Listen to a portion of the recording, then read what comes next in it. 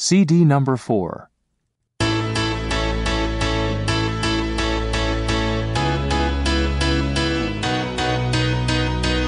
Active Skills for Reading, 3rd edition, Student Book 4, by Neil J. Anderson. Copyright 2014.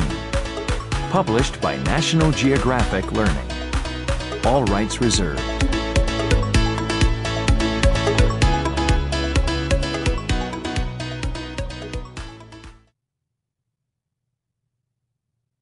Unit 10, Language and Life. Chapter 1, The Exodus of Languages. Page 175. The Exodus of Languages. I had halted to thaw my frozen cheeks when a sound and a sudden movement among the dogs made me start. I had often imagined the first meeting with the Eskimos of the American continent and wondered what it would be like. 3 or 4 miles ahead, a line of black objects stood out against the ice of the fjord. One man detached himself from the party and came running across the ice. These were the men I had come so far to seek from Denmark and from my familiar haunts in Greenland. I had yelled at the dogs in the language of the Greenland Eskimo, and from the expression of the stranger's face, in a flash, I realized that he had understood what I said. I was so delighted to find that the difference in language was so slight that we had not the least difficulty in understanding one another. Across Arctic America by Knud Rasmussen, 1927. Knud Rasmussen wrote about his 32,000-kilometer dog sled journey from Greenland to Siberia with a focus on his meetings with Eskimo, now known as Inuit people. They understood his Greenland dialect of Inuktitut since the dialects have a common core. They share a common origin, or the same mother language.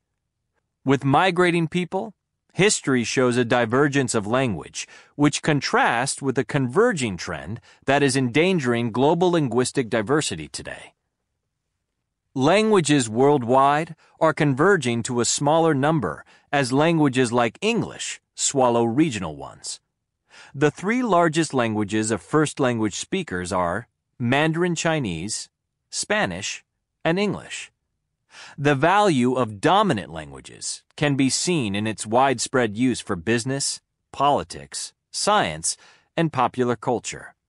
However, these dominant languages are squeezing out valuable local tongues. Linguists estimate that of the approximately 6,500 languages worldwide, about 1/3 are endangered or on the brink of extinction. According to some linguists, the estimated global rate of extinction is 1 language lost every few weeks. If this sounds like the world is losing a species, in a way, it is. When a language is lost, meaning no living person can teach another, a world perspective is lost. Some foreign language expressions simply cannot be translated. Colloquial phrases usually reflect a unique aspect of a culture. For example, Aboriginal languages in Canada and Australia have words that reflect a way of life that is connected closely to the environment. Words can encompass whole situations of time and landscape that differ from an English speaker's experience. The Inuit can describe snow in many specific ways. In Algonquian languages, the grammatical first person is you, so the listener comes first.